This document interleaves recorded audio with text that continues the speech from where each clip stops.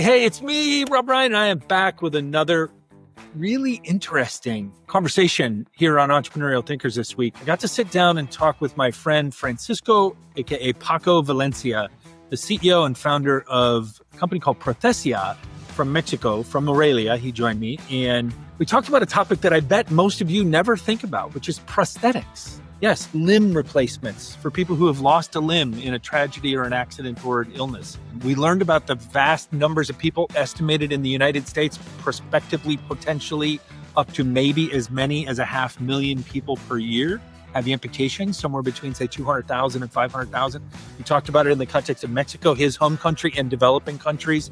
The numbers range maybe between 100,000 or 30,000 and 100,000 or so. So prosthetics, 40 million people around the world have a need for prosthetic devices in recovery from their amputations. And we dive in together to the idea of how the world can think differently and more entrepreneurially about this, what seems like a niche, but to the people who need it is everything, right? So it might be a niche to those of us that are blessed with all of our limbs and digits, but to those who are in need, it is literally life-consuming and altering. And the work that Prothesia does, leveraging AI, leveraging 3D printing technologies, and great customer care designed and developed around systems over the last 10 years, is what has made Paco one of the leading entrepreneurial thinkers in Mexico today. So I hope you enjoy this conversation and this exploration of this topic as much as he and I did making it for you.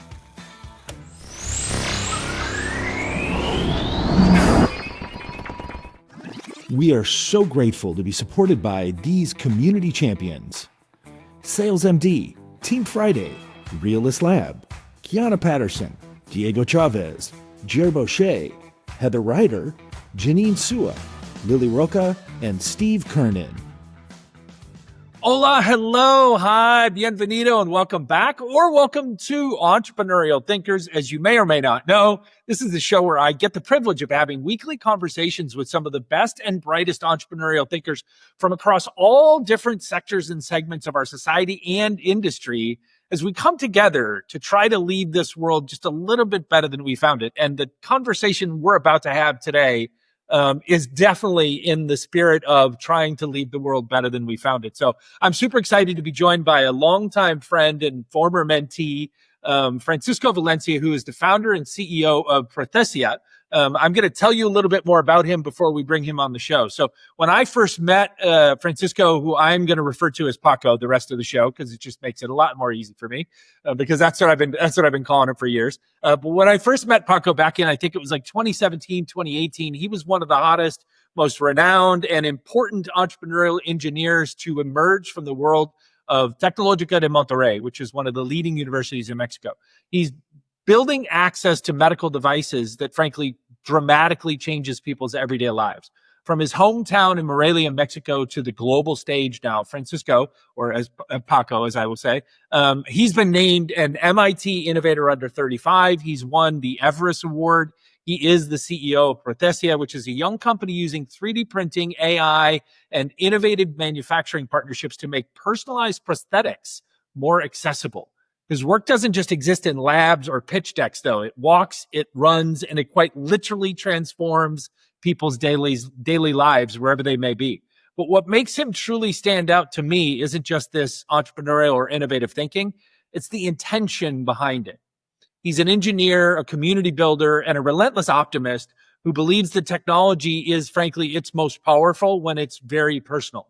As you hear me often talk about on this show, I believe that the world needs more entrepreneurs solving real problems in people's everyday lives and more investors investing in those types of entrepreneurs, not simply funding more startups that create kind of new markets for nice to have copycat apps and software. And so it's a real pleasure for me to be able to amplify Francisco's story, but also have him teach us so much more about this world of medical devices and prosthetics that he has basically dedicated his life to for the last 10 years. So let's get into it with this brilliant mind and this big heart of this young entrepreneurial thinker. Paco, it's great to share this conversation with you today. Oh, thank you so much. That was such an amazing intro, Rob. And I'm so glad to be here and to share the story about the company with your audience.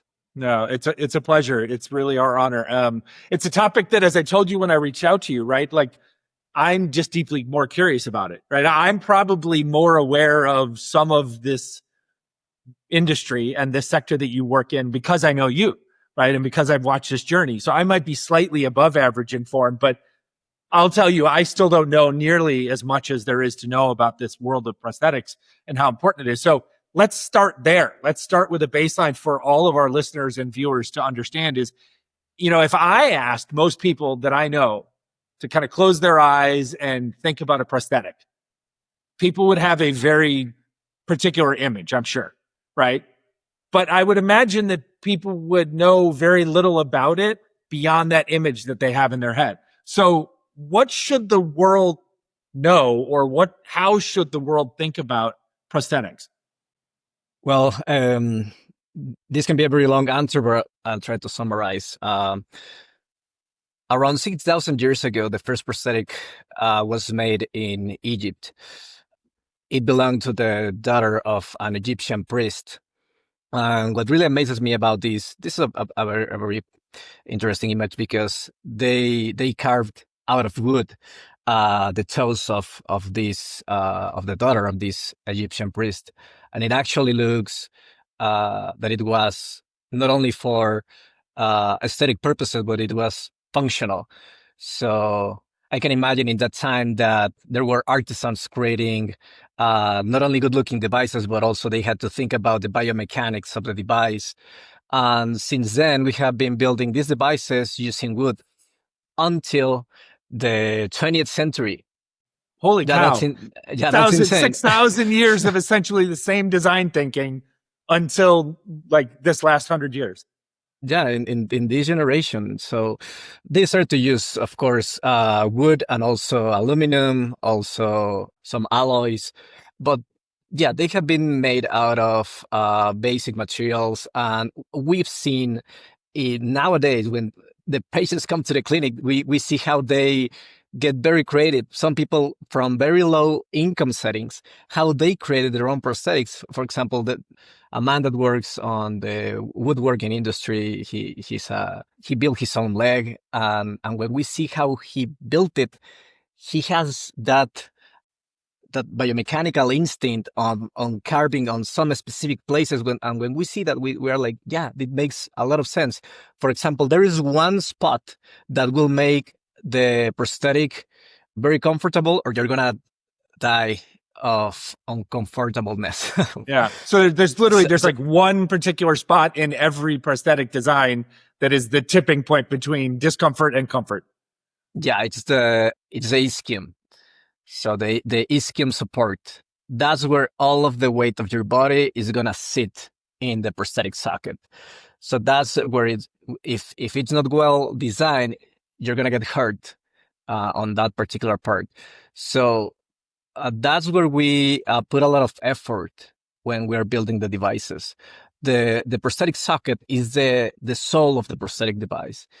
You can wear a magnificent and well-made prosthetic socket and then use a piece of wood as the tube and the foot, and you're gonna walk a little weird. It's gonna be a weird gait cycle, but you're gonna be comfortable if the socket is well made. On the other hand, if you have a poorly designed socket, you can be using a bionic prosthetic knee that is worth $75,000, and you're not gonna use the device at all.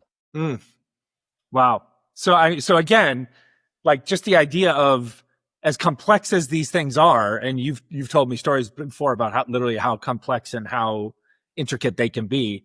It really does come down to these one or two design capability features, ideas, that if you master those and you do those better, best, well, etc., like, at least the person can live in comfort, right? They may not have to have the most cutting edge tool or the most cutting edge materials, but it'll be comfortable. And those two fundamental differences basically are like the leaps forward from 6,000 years of essentially doing it the exact same way. Yeah, totally. Wow. There's another spot as well. Also, you have to take care of the groin. That's the second spot that most patients, when they get here to the clinic, when they are already using a device made somewhere else, that's where they get hurt. So Okay. they live in pain. Last week we received this woman. She has been using a prosthetic leg since she was 10 years old. Right now she's 54. So 40 years using a prosthetic leg. She has been through 6 prosthetic legs, and she doesn't know how does it feel to walk properly. She believes that using a prosthetic leg has to be an uncomfortable experience. So we get these kind of patients that come from really bad experiences from other clinics, from the public health institutions, and they come here depressed. They come here skeptical sometimes because, of course, they haven't seen how a proper device looks like and how does it work.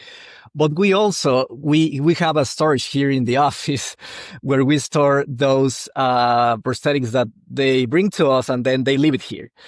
So we show to them, this is how it looks when you want to save money, those low cost options from the government or from somewhere else. And this is how it looks, our manufacturing. And they, in an Amazing. instant, they know how it looks, and they get to feel the materials, but also the whole design of the thing.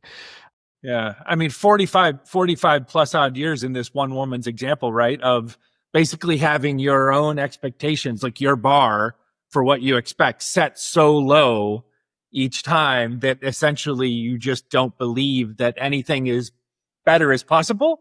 And then you also come to believe that this is all you're supposed to expect. Like this is all you should ask for. Right. So essentially she lives in that kind of level of discomfort and maybe even pain, because she thinks that, well, that's just like the penalty that I have for not having this limb. How sad. Yeah, exactly. How sad for her, but then also how like reinvigorating that you and your team are essentially helping someone like that change their entire perspective as well as change their physical life. Yeah, totally. Yeah, this is gonna be a really great success case when we deliver her prosthetic leg. Yeah. And by the way, that is such a weird case because she was sitting in her living room when she was 10 years old, and a bus came inside the house, and that's how she lost her leg. She was underneath the bus, and they had to pull her out of it. And when their family pulled her out, she already had the leg just a fraction of it. Yeah. I mean, talk about a freak accident, right? I mean, that's just, yeah. That's not like something happened out on the street. That literally the street came into your living room. Oh my goodness. At 10 years old. How sad.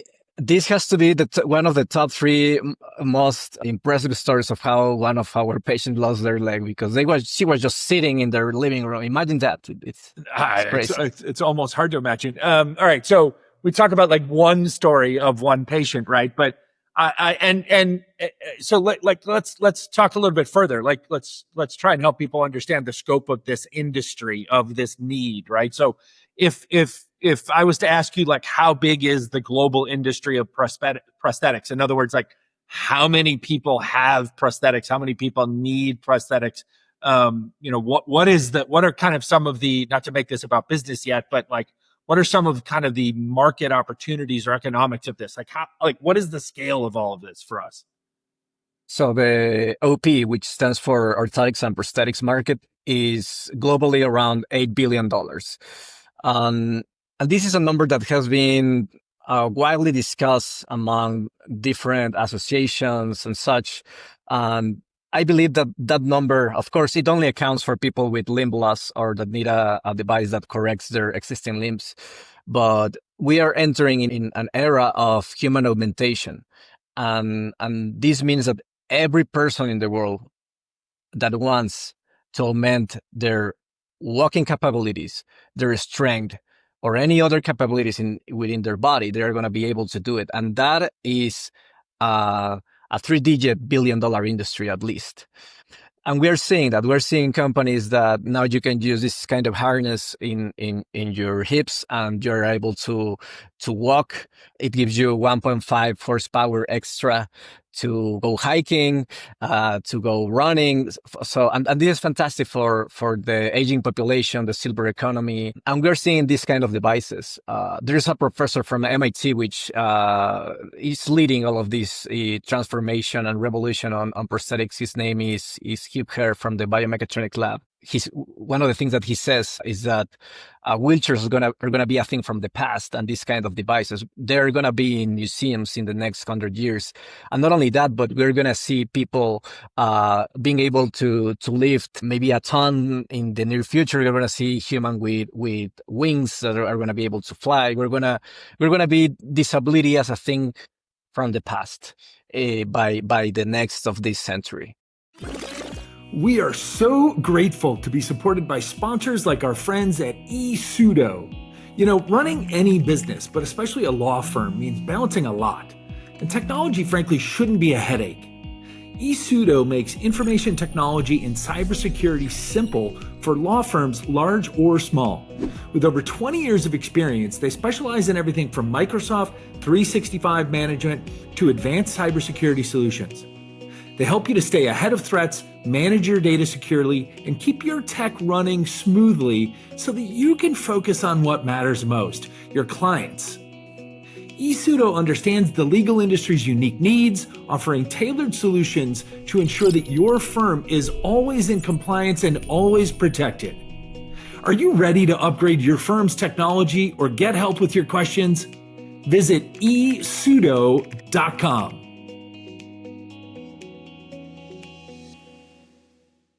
So I was going to ask one little follow on, right? So if the core market is $8 billion in potential, give me an idea. Is that tens of millions of people around the world that have that wear prosthetics or that need prosthetics but might not have access to them? It's 40 million people. 40 million people around the world. Okay. So it's a significant, I mean, it's a tiny portion of like the 8 billion people on the planet, but it still is a huge number of people. And the thing is that fewer than 50% actually have access to the prosthetic device they need. That's the thing. And that's why we are working here at Prothesia to close that gap, because in low income countries, that gap goes as low as 3%. High income countries, there are people with 90% of the population that have access to these devices. Let's talk about that, right? So I referenced in your bio, you're in Mexico. Where are you today physically? Right now in our clinic in Morelia. Okay, so you're in Morelia, it's central Mexico. I'm here in Los Angeles to give people some geographic context on our conversation. Let's talk about that, right? I mean, you are a proud Mexicano. I met you in Mexico innovating these ideas from the stage of arguably, again, one of the most prominent universities in the country. Let's talk about, say, Mexico or these less developed countries than the US, UK, kind of the big developed countries that we all would know about. Like how much more difficult is it for people? You just gave us a number, so maybe repeat that number. In some countries, it's as small as 3% of people have access to the devices that they need. And in some other more developed countries or countries with more substantial healthcare systems, it could be as high as 90% have access to it. So that's a massive gap. Is that what it's like? What does it look like in Mexico, for example? Yeah, in Mexico is around 5% of the population that have access to one of these devices. So in Mexico, right now there are around 92 amputations per day, which accounts for around 33,000 a year. To put in context, in the US, there's also a disparity on this number. Most websites say, most sources say 180,000 a year. Okay. Of amputation. But there's also a report that says that in 2019, if you account trauma, cancer, and other diseases, that accounted for over 500,000 amputations in that year. Okay, so somewhere from 200,000 to 500,000 amputations in the U.S. per year. Somewhere 35,000 to some number above that in Mexico, for example. But the difference as far as accessibility for those people that have that need, in Mexico, only about 5% of the population that has that need. 5% of those 35 to 50,000 people are having the ability to get it. And in the US, what is the number? 70, 80, 90%? Yeah, it's around 80 to 90% of people have access. Okay. So to put this in perspective, in Mexico, a prosthetic can represent 5 to 10 years of salary for an average family. Right. So yeah, the biggest constraints are, of course, cost, geography, and lack of specialists. If you talk about the global panorama of this, we have a deficit of over 200,000 prosthetic clinicians and technicians worldwide. There are not enough schools to teach this profession. And that is going to change very soon as we are approaching an era of robotics and AI combined. So robotics are able to carve the whole mold, and they're going to be able to build much faster at a fraction of the cost the prosthetic sockets, which is the part that we still need to make manually. There's that, and there's also how we can talk about AI in a second, because that's no. Well, and so let me set you up, because there's actually a question that I hadn't written down that I'm now thinking of as I'm listening to you. Like, fundamentally, the thesis of this show, of every one of these conversations, is right. Like, how do we help us understand how we can think differently? How we can think more entrepreneurially about this problem or this opportunity. And so today, I'm now curious, like, how do we, you leading us, but like, how do we collectively think differently, more entrepreneurially, to solve that problem, to like close that gap? Is it we have to advance manufacturing, we have to advance technological usages, because then that'll drive down cost? Is it we have to get better understanding of the need for prosthetics and the limited accessibility of it through our insurance providers or through our medical provider? Like, is it governments? Like, what are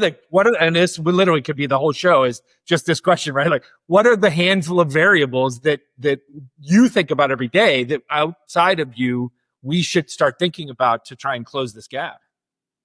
Yeah. This is such a great question, Rob. Because the industry still designs for wealthy markets first, and only later it adapts to everyone else. So what's missing in entrepreneurial thinking? It's around the scalability and inclusion. So we need solutions designed from day one for the majority of the world, not just for a few. And this is where the robotics and AI field converge to do something amazing towards it. Yeah.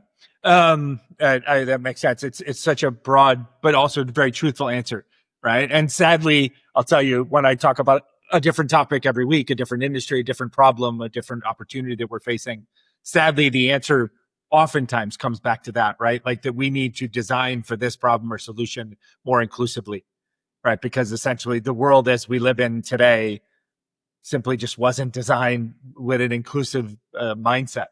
It was designed, as you say, in so many different ways for such a narrow part of our population. And that's just, we've got to do better than that. Let me ask you this. Why Prothesia? Like, what was it in your life per se, like young you, before I met you 7-8 years ago? What was going on in your life that inspired you to dedicate this almost decade of your life to prosthetics? So I'm an engineer by training, mechatronics engineer. And prior to Prothesia, I was building a 3D printing company. I used to make 3D designs and print mechanical parts for in industrial companies. I went from keychains to phone cases, to then asking myself, I believe that I can do much better and do a much more usable device. And in the meanwhile, while I was studying engineering, I used to apply my knowledge to build IoT devices for people with disabilities. I built a device for baby monitoring for deaf people as well. And I found that the market of devices that were used for this kind of population was, there was not enough people working on this. In Mexico, it's less than 1% of companies working on this. And I come from a family of physicians, clinicians. So I'm like 98% of my family are dedicated to the healthcare So I always saw as a kid how they were very involved with their patients, how they were generous, how my dad would donate surgeries and all of their time to their bill of patients, and I don't know. He has harvested a lot of success from that. He became the president of the Urologist Association in Mexico, and I don't know. I just see his patients whenever I visit him, and they just love him. How he explains, how he does his job. So, and many people, I have talked to people randomly, and they would say like, "Your dad saved my life and my dad's life and my child's life," and he has already made procedures for whole families already. So Yeah. I wanted to adapt all of that to do hard science and technology, and I always liked robots. I always liked software. I was heavily involved in cybersecurity, and I used to work with the forensics department in Jalisco. So I was involved on on searching missing people. Yeah. And I had those approaches with families where I would have to be very involved in such uh, a horrific situations in their life where some of these people were kidnapped or they were missing. So I would look into their computers, do a forensic analysis of the hard drives and everything, and then track them down. And yeah, we were successful at that. I was 18 years old when all of this happened, by the way. 17, That's what I was 18 gonna years say. old. Yeah, right. Like you were a kid when that's why I was Yeah. curious about it, right? Because I know it didn't just all happen because you're a Tec de Monterrey and this sounded like a cool idea. So the beautiful part of that story, and thank you for sharing that so vulnerably, is that you found your purpose married up against a massive opportunity, right? And so it was both a commercial market opportunity, which there's nothing wrong with that. That means you're solving problems for lots and lots of people, right? But also it was a very purposeful kind of patterning after what you saw and what you were inspired by your dad, which is awesome. And I mean, I can almost assure our audience, I don't have these anecdotes in hand per se, but I can almost assure you that there are people that have come to your clinic, patients that have now used your devices that probably speak about you to their friends and their family the same way that the patients of your dad spoke about him. Yeah, totally. Yeah, the stories are amazing. The when we make deliveries, it's very emotional because that's why I chose prosthetics, because I saw how a single device can completely transform not just a person's mobility, but their whole family. We are giving them independence, dignity, and identity as well. So yeah, it's very Beautiful. fulfilling. Yeah, Very obviously, fulfilling. obviously is. So tell us about the company. Like, tell us, like, this is kind of the like commercial pitch for Prosthesia, right? So tell us what the company's product is or products are. Who is that ideal profile customer? How does a company like Prosthesia be in business? How do you make money, et cetera, et cetera? Like, explain some of the basics of the company to us. So our model combines digital manufacturing, rehabilitation, and patients logistics. Um, um, that's it. That's how we deliver the devices. Our products are prosthetic legs, upper and lower limbs, also prosthetic arms. We also build custom orthopedic insoles. We have proprietary technology on the sockets. We develop a fit. One of my prosthetic technicians, he patented a prosthetic foot, which is amazing for K4 activity level. K4 is the highest activity level a patient can have. It goes from 1 to 4. 1 is for a person that is going to spend time at home, and 4 is for a patient that's going to do exercise, basically. So what we deliver to the patients is the whole experience of being able to walk again. So they go to pre-prosthetic PT, and then when they are ready, when their body is ready and they have dominance on their body, then we're able to make the whole prosthetic. We plug it in, and then they have post-prosthetic therapy. So we can assure to our patients. We actually sign in our warranty. We call this the Prothesia warranty. a warranty to give you peace of mind. We tell them, if you take the whole program with one of our within our clinic, supervised by us, we can assure that you're going to have a perfect dominance on your biomechanical gait cycle. You're going to walk properly, and you're going to look stylish while doing it, because so many patients, of course, they care about how they look. Of course, we all do. They care about how about their gait cycle, and when they do that, then we can promise them that they're going to walk perfectly. And of course, there's a warranty for each part, because a prosthetic is modular. They have the socket, they have the knee, they have the foot joint. And we also provide transportations. So we pick them up from rural areas of Mexico, which has been very fun. So we pick them up from their home. We bring them to the clinic so they can take the therapy, and we drive them back to their place. So the only thing, whenever this happens, whenever we are closing a sale, I tell to the patients face to face, the only thing that you gotta do is get inside that car.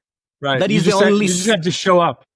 Yeah, that is the only sacrifice you gotta do. If you do that consistently during your 30 plus sessions, whatever, you're gonna be walking perfectly, and you don't have to worry about anything else. We're gonna take care of everything. So we haven't found a clinic, Rob, in LATAM, and not in the US yet, that cares this much about the patients. We heard for years, and we listened to them. We would tell us that it's impossible for me to go to your clinic. I would love to. We have a clinic in Mexico City and the other one here in Morelia. And they will tell us, I cannot go. My brother, my sister, they are busy, and they would have to ask at their job to take a free day, so they will lose a day of salary, whatever.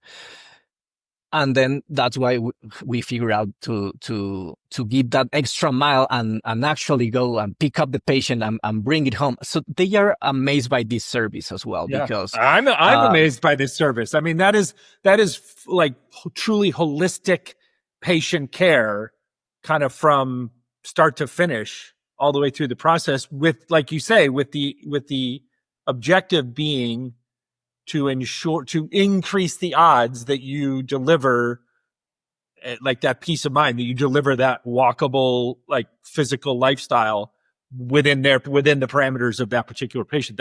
It's incredible. I can imagine, like, sitting on this side of the border in a, medical /care /healthcare system that is so woefully broken and so kind of segmented and siloed and broken off into pieces, right?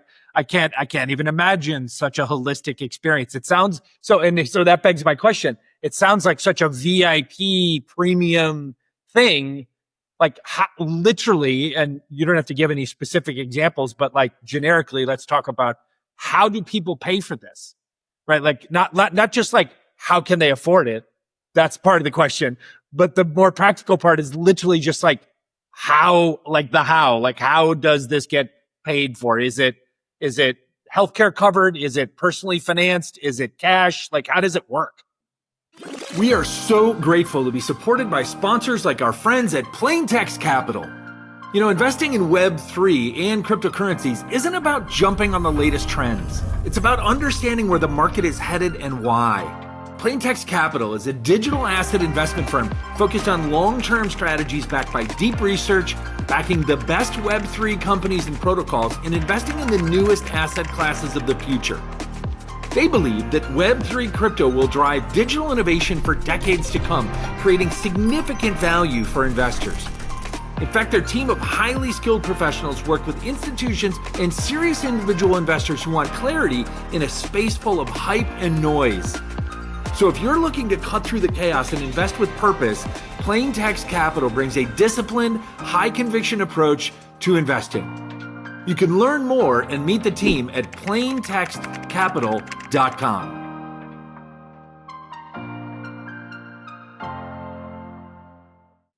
Here in Mexico, 95% of patients pay out of pocket. Okay. So they save money. We have an option, and we partner with a fintech company that offers financing services to them. But this has been an exception. Very few people take the financing, and what they actually do is that Latino families. They go as the primo and the tia and everyone in town, and they get the money because if we as a Latino society are able to collect $10,000 for a quinceañera party, Right. then we are able to also collect money for a prosthetic leg and a very good quality prosthetic leg I'm talking about. And it's a cash culture. It's a cash society kind of in general terms anyway. So, okay. So 95% are paying out of pocket. And they have financing options available, which is cool. That's a pretty clever, innovative business model, value add for you, even if it doesn't get utilized that much. Like that's good to have. That was very forward thinking of you. And are there circumstances, and again, this just coming from a guy in the US who so thinks about this stuff as like it's all healthcare system dependent. Like, are there circumstances where then people who can't pay out of pocket, like, are able to leverage either some sorts of government assistance or healthcare system assistance, or no? Yeah.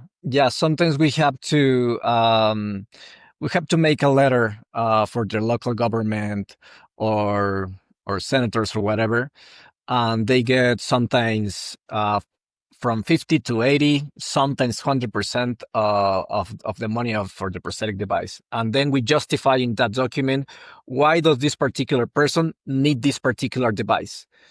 And they are able to get funding. We also offer in-house financing. We give them the options of paying on 3 to 5 installments. So we are flexible on that. And by doing that is why people save, and then they are able to get their prosthetic legs. We are in the process of building a nonprofit organization, Prothesia Foundation. Okay. So with that vehicle, we're going to be able to deliver more devices to people in extreme poverty. And that is also something that happens. There are people that, for example, this is something very interesting that I have been working on for the past months, is that in the US, as you know, to like 98% of the population have access to insurance. So people that need a prosthetic device in the US are going to be able to get a top-notch prosthetic limb, bionic prosthetic limb, that costs at least $50,000. If they want, they are gonna be able to upgrade the knee for a better one, or upgrade the prosthetic foot for a better one in the next 6 months to a year. And this costs nothing to them. Of course, it is a cost to the system, and the prosthetic clinicians are happy for changing these devices. Right. The thing is that then they have this all of these spare parts, this prosthetic foot that was only used by this single patient for 3 months, 6 months, and they cannot use it as a new device. So what they do is that they keep it, they can sell it if a patient comes and they don't have insurance, and they want to pay out of pocket. But also, clinics in the US donate these devices to Doctors Without Borders, so these sort of organizations. I'm working with some clinics in the US, in LA specifically, to leverage this opportunity, because the option that a Mexican family in very low income settings is that either they have a used device or they receive nothing else. Right. So, and of course, you gotta be very transparent on this. This is a leg that was used for a year or whatever, but it's still usable. Sure. And again, it's better than nothing, right, compared to the alternative. That's fascinating. And as I was listening to you, I was like, oh, I think this is some of what we talked about when you passed through LA, not a couple months back. And we were able to have a conversation and meet a friend who is a prosthetic wearer. Yeah. right? I mean, which was a enlightening part of the conversation as a whole for me, which I really appreciated. But man, there's so many follow-on questions here in my head. I'm going to try and sort this out. Like, okay, so explain to me then kind of what's your vision, right? Like, what is, in a world where you had all the financing you needed for your own expansion, for your own ability to produce more prosthetics and take on more patients in that full service kind of way, like what does Prothesia look like 10 years from now? Like how many patients or how many devices sold do you dream of and aspire to? That's a great question. So we have been, we just got a pre-seed round from a fund in San Francisco some years ago. And since then we have been bootstrapping and we have grown organically. We have validated the demand and so by receiving more funding, we would of course invest in more advanced technologies for the prosthetic field. Okay. We would invest in research for doing more advanced manufacturing and using generative AI to be able to go from text to 3D. There's a really nice paper from NVIDIA researchers, and they talk about how you can now prompt and tell the model that you are building a prosthetic device or anything. And of course, you said some parameters here and there about the patient, whether the patient is diabetic or not, whether if the patient is insulin dependent or not, of if there is some other pathology involved. Then you feed the system with images and videos, and you are able to build a prosthetic socket just from asking it on text. So this is the frontier, and we are heading towards that. Right now, we are able to do that manually by using 3D design software and modifying the meshes digitally. So what has changed, and is going to change in the next years, this is how we would use funding, is to make that transition much faster. I like that. So the vision is a bit like next stage is a bit more about the innovation and the ability to produce better / easier, right? So better distribution product, as well, better prosthetics, and then do that easier, more cost effectively, etc. And then distribution, as opposed to like then the next stage after that might be like just more growth in numbers of patients served or numbers of devices.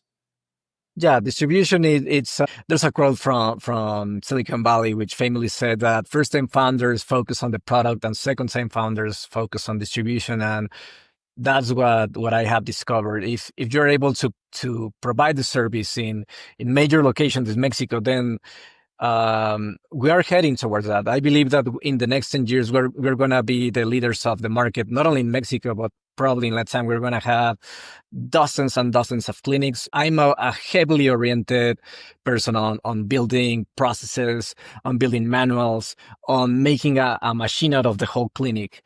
The engineer in you is coming out again, right? Yeah, and it's amazing because it works. We repeat the process again and again, and we're able to close sales every month. We're growing in around 20% each year. We're about to head to 1.5 million on annual recurring revenue. Additional funding would help us to go from this ARR to the next milestone, which would be $10 million. So we need more clinics. We need to repeat this process and make the process much faster, easier for the patient to acquire these devices. I've got a super random question that actually just came to mind because it came up in a prior conversation on an episode of the show.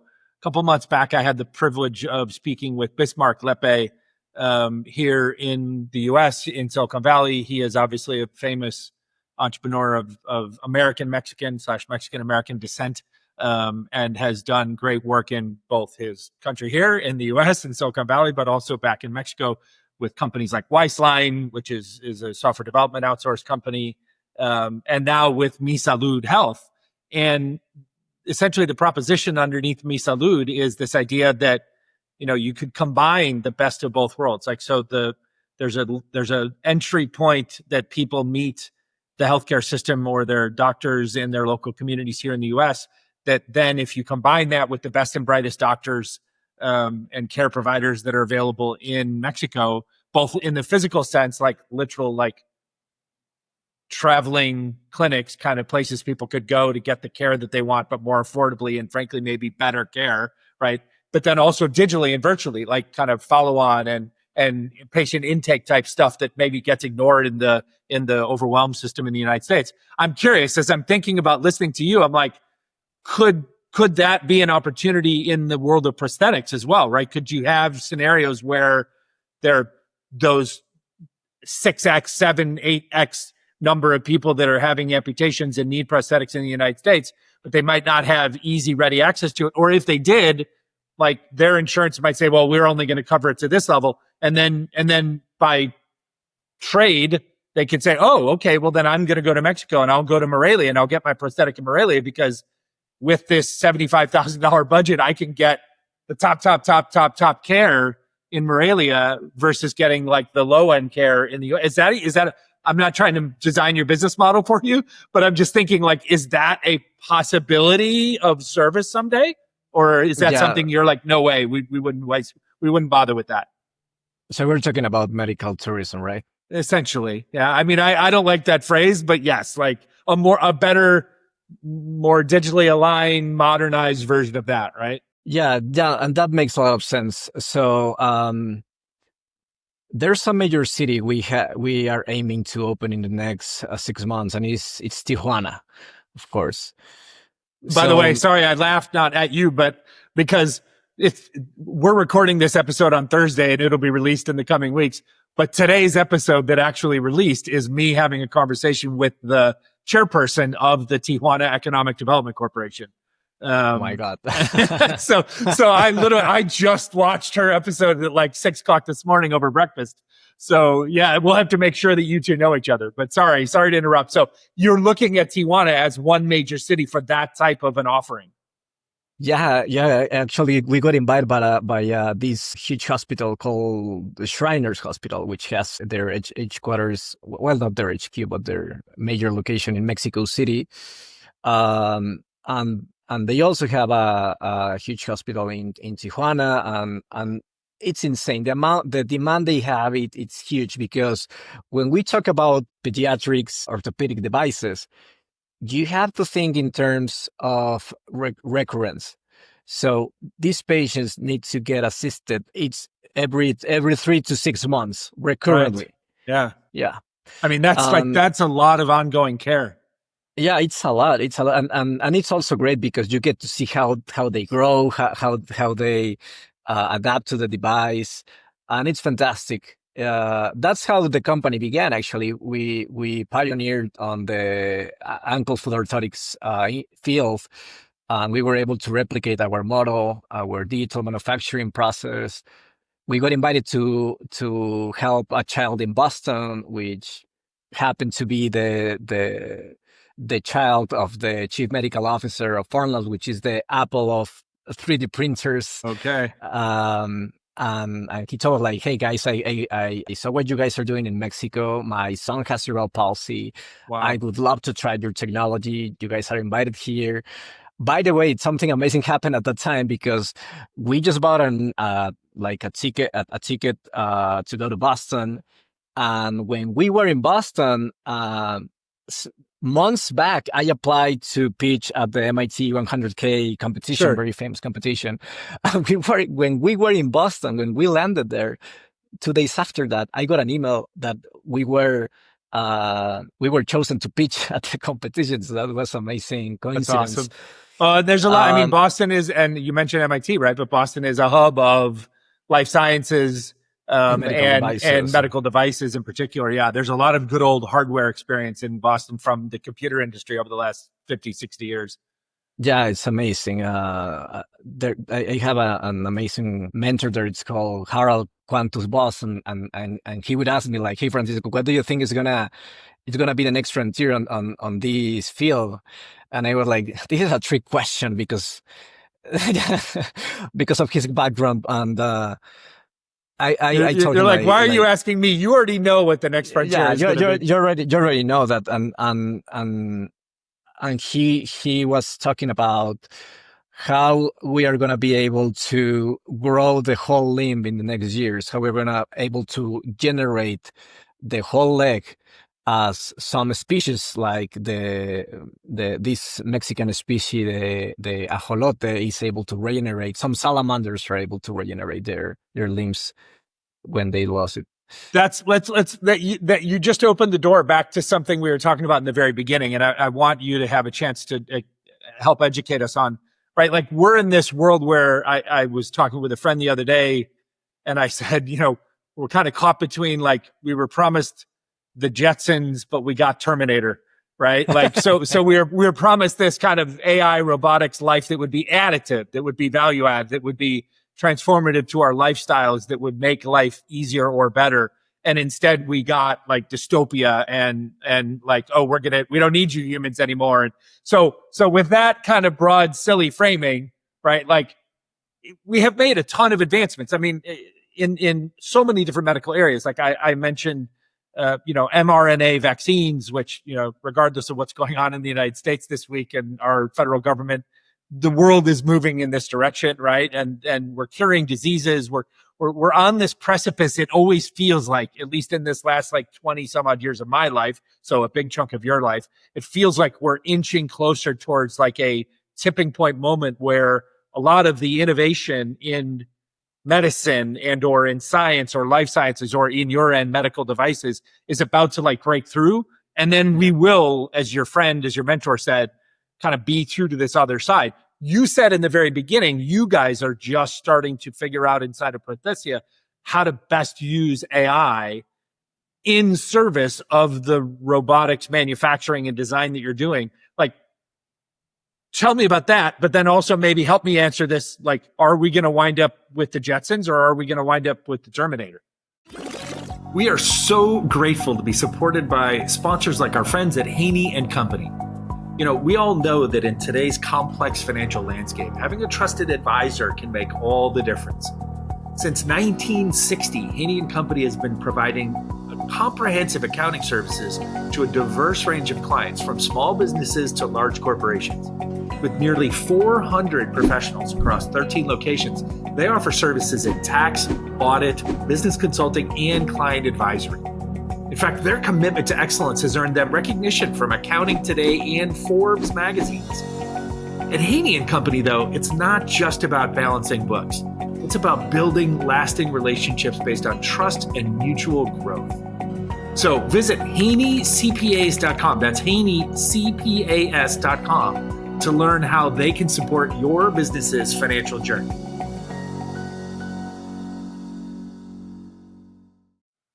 Great question. Let me just super quickly finish something about Boston, Please, which sorry. is a very fun story. When we arrived there, we met the child, and we didn't know that they had already had a family trip planned to India in 7 days. Oh, yeah, we didn't know that. And so the father thought like, okay, so this guy just want to meet my child, and maybe in the near future they're gonna come back, whatever. When he told us that, he was like, okay, let me call my wife and I'm gonna ask her to bring Sebastian over here. And we 3D scanned the guy that same day. No, that the next morning, sorry. Next morning we went to his PT sessions. We 3D scanned him. That night we pulled an all-nighter at the MIT dorm of a good friend. And we made around 7 prototypes. And that night I was asking to every person I met at MIT, every student I met in the past years, to help us find as most 3D printers in the campus as they could. So we had the machines working for us all night. In the next morning, we went back and we fitted the device to this child. And the second iteration fitted perfectly. So now we delivered this. It was such a beautiful device because it was translucent green. We use a stereolithography technology. We printed the name of the kid as a cartoon or something, and he loved it. He loved it, and then his dad, which is the chief medical officer of this company, he was so amazed. The CEO, Max Lobowski, ex MIT, found out about all of this, and they gave us clearance to use their brand new, super secret, new 3D printer that uses selective laser sintering technology. So it uses a powder of nylon, and then they would be able to make almost any geometry you can think of by using powder instead of the plastic melted over the extruder. So we delivered the final device on this new technology, on this new 3D printer. We signed NDAs and everything. We went back. We went down to the. It was an underground facility in Somerville, and when I saw the 3D printer, it really amazed me because it was like a mini bar.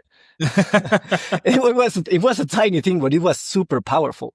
And the chief of engineering was there with us, and it was like, oh my God! I just thought out loud and said that this looks like a mini bar. And he was like, you think so? Yeah, like his heart broke right there. We just laughed, and it was like, yeah. And so this mini bar is actually very powerful, and it has this and this and this specs. So they printed it out. This was day 3 or 4 since we arrived. Day third or 4, something like that. So yeah, by day 5th, he was already walking with our ankle foot orthosis, using our methodology, using our technology, and then days after that, they flew to India. And they sent a picture in front of the Taj Mahal saying, "Hey guys, we are super grateful with you. We are over here. We brought the new orthotic with us, and Sebastian is super happy. And we left ours back home. So he's wearing them right here. And the past orthotic devices he was using, they were manufactured at the Boston Children's Hospital, which at the time, and it still is, the #1 pediatric hospital in the U.S. So that was a major milestone in the history of the company, because we were able to consistently repeat this process again and again. And this was, by the way, February 2020. We were about to close a $500,000 round, right, on March, on the very beginning, in the very beginning of March. But then the pandemic hit, and of course, changed everything. Changed everything for all of us.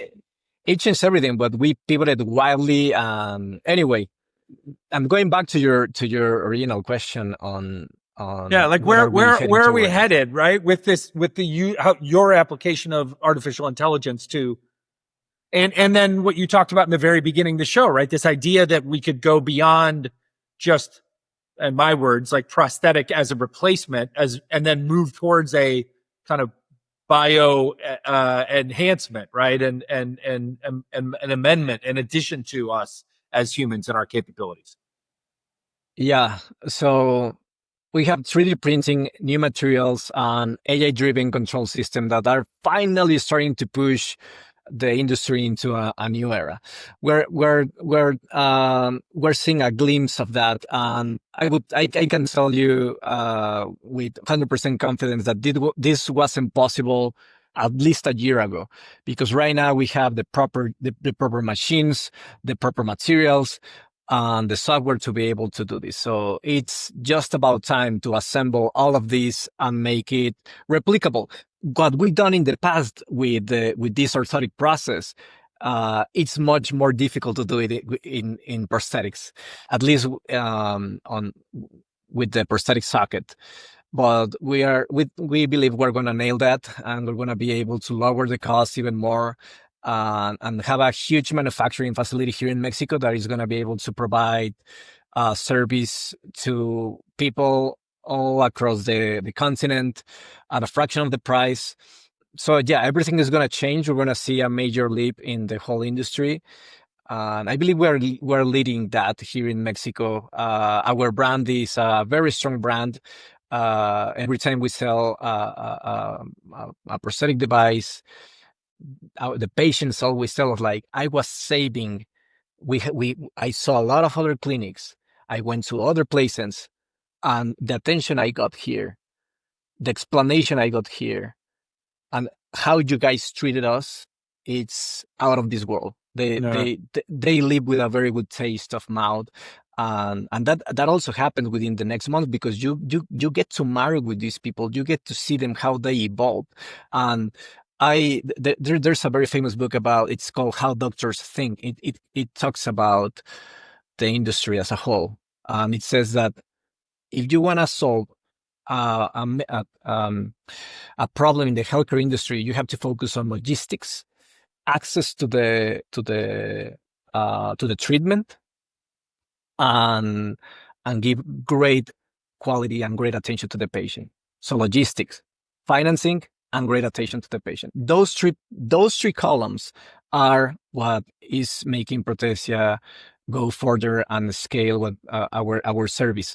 We're about to implement also Prothesia insurance program, so the patients are going to be able to upgrade their foot in the next year, upgrade their knee in the next 2 years, have a new liner, which is a sleeve that it's like they the have Apple, to change. it's like the Apple Care of Prosthesia, right? Totally, yeah. Right. I'll pay a little bit extra, or I'll finance it slightly differently so that I can upgrade when the new version comes out. I mean, that's incredibly savvy, and it just makes good business sense. And it's not a new model, right? It's just an application of an existing smart model into your space. All right, I've got one last question for you. You and I could talk all day, but I'm not going to do that to you, because I need to let you get back busy in that clinic so you can keep changing people's lives, like these incredible stories you've told us about.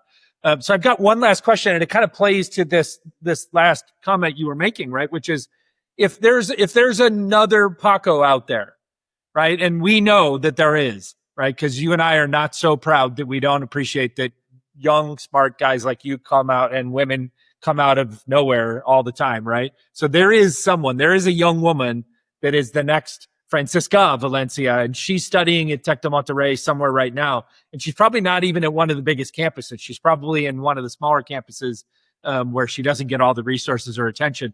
So for her, if she wants to build in the health tech hardware space, or in this hard sciences space that you're in, what are the first, say, couple of things, 1, 2, 3 things that she really needs to validate from her customer base, from her market opportunity? What are the 1 or 2 things that she really needs to focus on validating before she ever writes a line of code, or before she ever gets on a stage to pitch investors?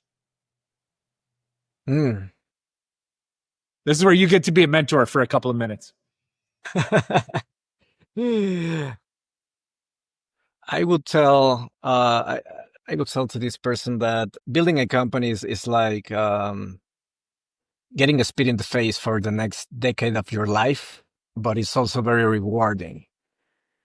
It's like chewing glass, and it's going to be painful. And whenever I'm in some conference, I will tell the students, like, there are like 100 or 200 people here, but if just 1% of you guys find this advice useful, please use it. So get obsessed with that problem, and now you can leverage with AI to prototype.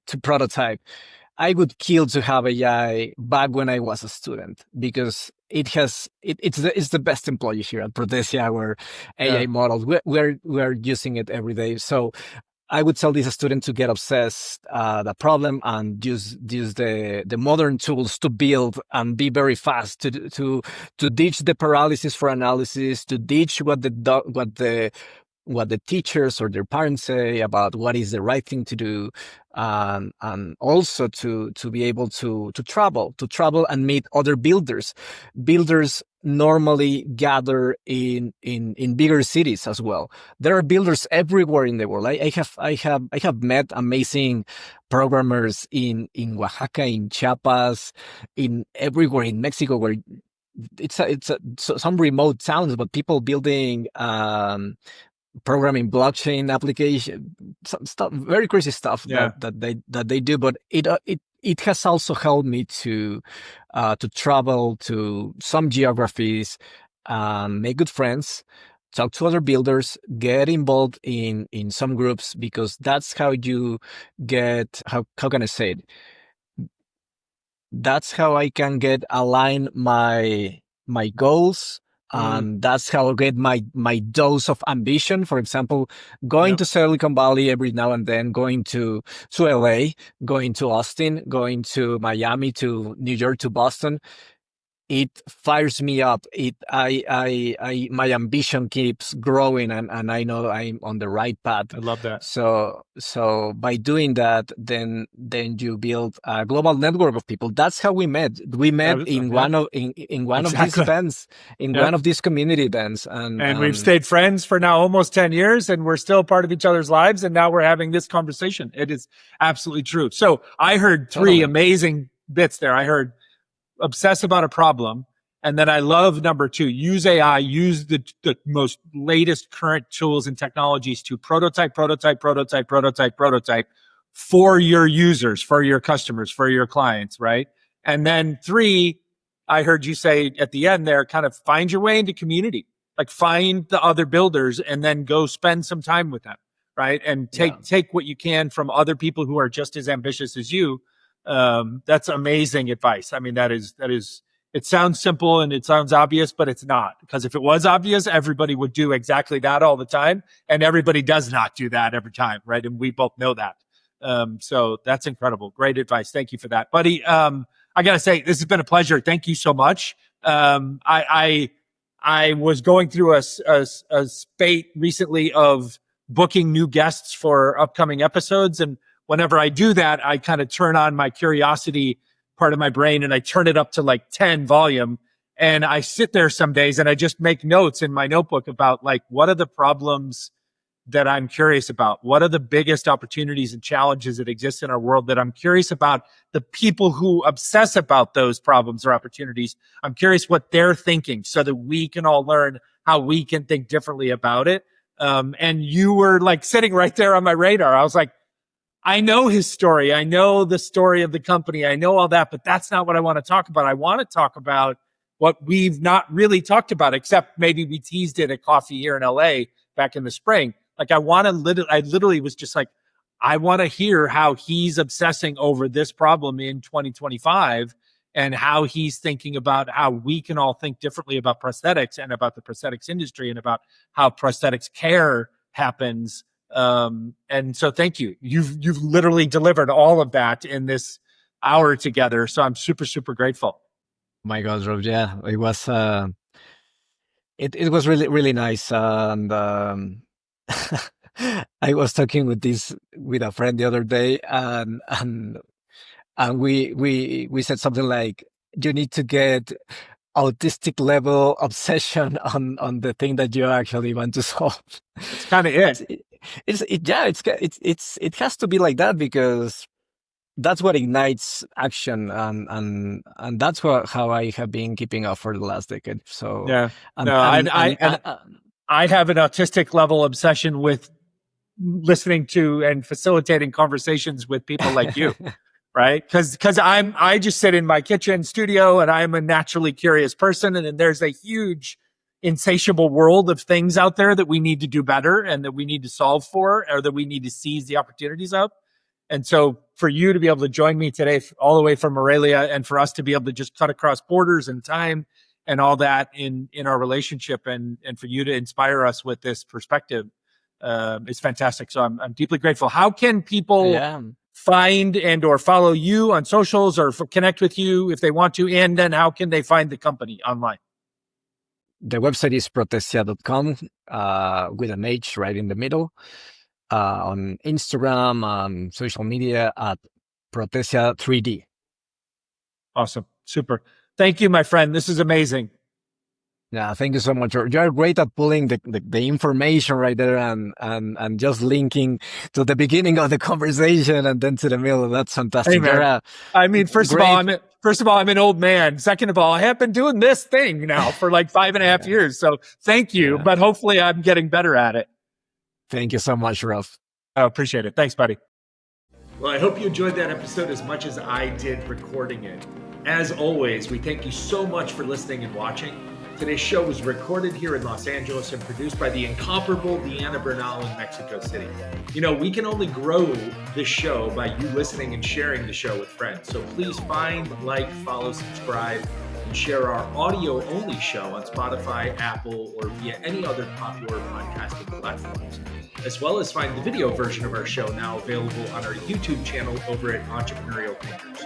And of course, you can follow along on our various social media platforms for fun and informative clips and content at Entrepreneurial Thinkers, wherever you can find us. And if you'd like to connect with me, you can find me at I Am Rob Ryan on just about any social media platform. Gracias, thank you, and have an awesome day.